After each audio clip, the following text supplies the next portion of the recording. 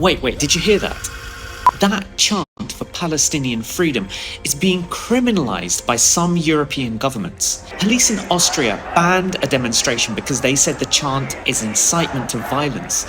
The UK's Interior Minister even said that it's a call for the destruction of Israel. And in 2018, Mark Lamont Hill was fired by CNN because he dared to say this at the UN. A free Palestine, from the river to the sea. So what does freedom from the river to the sea actually mean? And do these people really want to wipe Israelis off the map? Okay, first, let's break down the chant.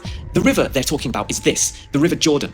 And the sea, that's the Mediterranean. In between those two bodies of water, 7 million Palestinians live under Israeli rule. The whole of that land used to be historic Palestine, and now all of that territory is controlled by Israel. Actually, we get some unexpected help explaining this from former Israeli Prime Minister Ehud Barak, who said this in 2010. As long as in this territory west of the Jordan River, there is only one political entity called Israel, it is going to be either non-Jewish or non-democratic. If this block of millions of Palestinians cannot vote, that will be an apartheid state. There are around 3 million Palestinians living in the West Bank and around 2.3 million in the Gaza Strip. In both of those areas, Palestinians can't vote in the state that rules their lives.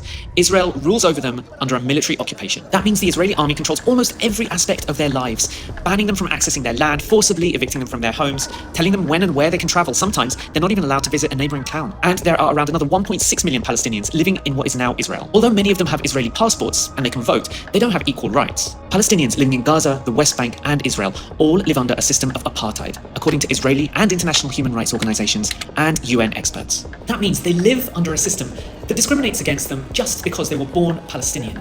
The people forcibly evicted from this land to make way for the state of Israel. What Ehud Barak was saying was that the Zionist project of a state of Jewish supremacy that rules all of the land between the river and the sea can never be a democracy.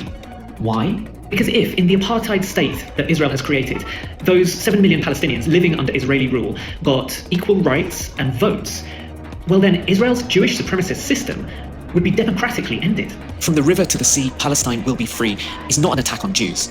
It's an attack on apartheid. It's a demand for equality, to give Palestinians their basic human rights, wherever they live, in that chunk of Israeli-controlled territory that lies between the river and the sea.